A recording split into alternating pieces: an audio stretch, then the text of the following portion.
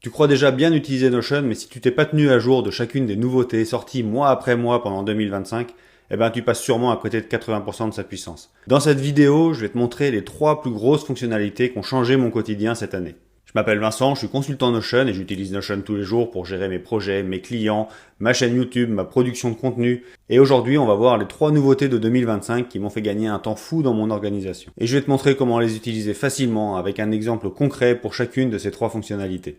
Pour moi, Notion, c'est vraiment le système nerveux de mon organisation. J'y stocke tout ce qui concerne mes clients, les réunions, les tâches, les projets, les avancements. Mais c'est aussi là que je travaille la production des vidéos YouTube, des différents contenus que je fais sur les différents réseaux. C'est aussi via Notion que je communique avec mes prestataires, mes partenaires. Et ce qui a vraiment changé en 2025, c'est ces nouvelles briques qui facilitent mon quotidien.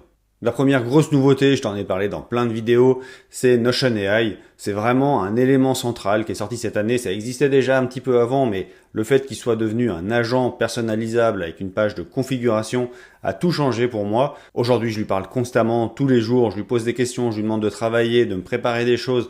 Si c'est pour une vidéo YouTube, eh bien, je peux lui demander ici 5 idées de vidéos YouTube. La différence avec un chat GPT, c'est que là, il va prendre connaissance de toutes les vidéos que j'ai déjà fait. Donc, il va regarder dans ma base de données sur Notion. Il va évidemment me proposer des choses qui correspondent à ma ligne éditoriale.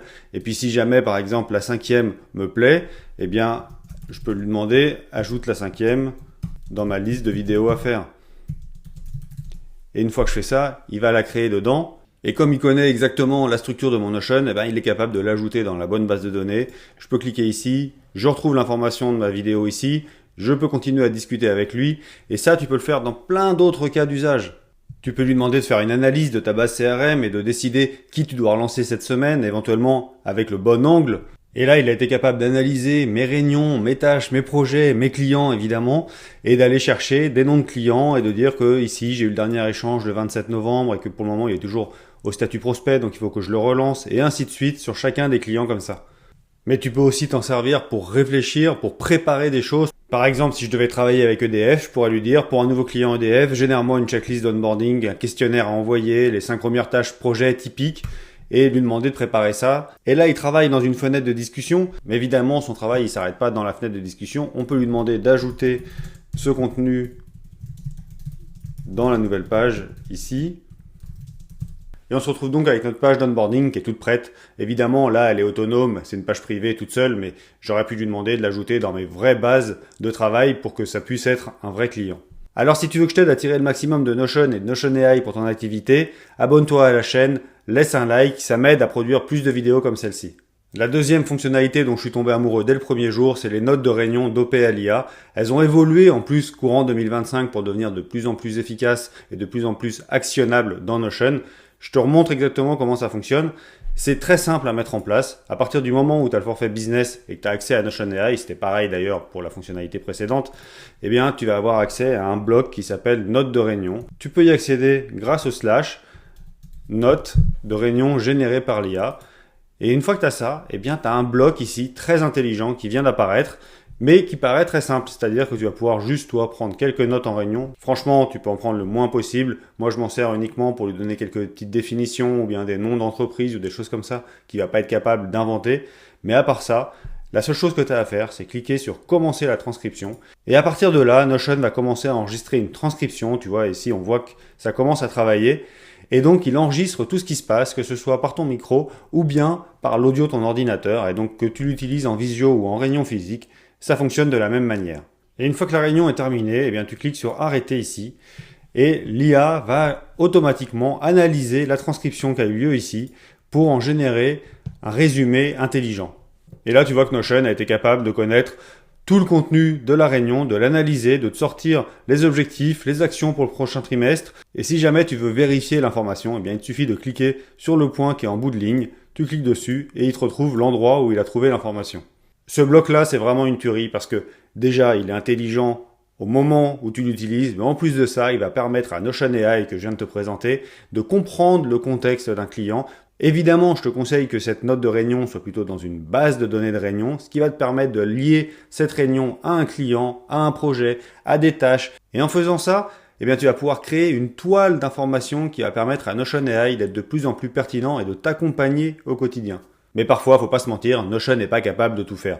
Et dans ce cas-là, tu vas avoir besoin de passer par d'autres outils, des outils métiers, des outils bancaires, des outils de comptabilité par exemple, et tu vas devoir connecter Notion à ces outils-là par le biais d'outils d'automatisation comme Make, N8N ou Zapier. Et c'est dans ce cadre-là que la troisième fonctionnalité que je voulais te montrer prend tout son sens, c'est le fait de pouvoir actionner des webhooks depuis les automatisations Notion. Alors si tu n'as rien compris à ce que je viens de dire, reste quand même là parce que je vais t'expliquer tout de suite ce que c'est. Un webhook, c'est ni plus ni moins qu'un signal que Notion envoie sur une URL à partir du moment où il y a une action qui se passe dans Notion. En gros, dès qu'il y a un déclencheur, dès que quelque chose se passe dans Notion que j'ai identifié, je vais lui demander d'envoyer cette information-là à mon outil d'automatisation. Je te montre tout de suite avec un exemple hyper concret. On est ici dans une base de données CRM de clients et donc je vais pouvoir renseigner manuellement des clients en cliquant ici sur Nouveau et je vais pouvoir renseigner la raison sociale, l'adresse, le numéro de téléphone, l'email, le code sirène de mon client.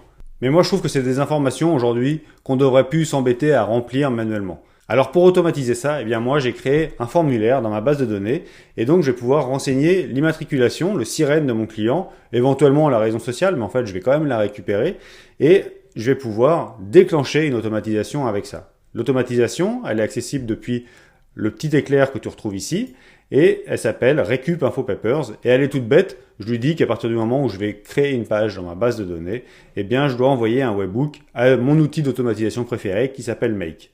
Et donc pour que ce soit hyper concret pour toi, je te montre ici, j'ai le formulaire, j'ai ici mon scénario Make et donc si j'ouvre le formulaire et que je lui renseigne le sirène par exemple de EDF, on va rester sur le même exemple que tout à l'heure, le sirène de EDF c'est celui-ci, je vais lancer le scénario pour l'exemple et ici, si je clique sur envoyer, j'ai créé mon client automatiquement, tu vois ici là que Notion m'a déjà créé une page, ça déclenche mon scénario qui va venir récupérer sur Papers les informations et qui vient mettre à jour Notion et tu vois qu'ici je récupère la raison sociale de l'entreprise, je récupère son adresse. Cette adresse-là, pour le moment, on ne peut pas la passer par l'API directement dans les nouveaux champs adresses, mais si je l'ajoute ici, que je clique dessus, je vais avoir une vue carte et j'ai toutes les informations comme ça qui peuvent se renseigner.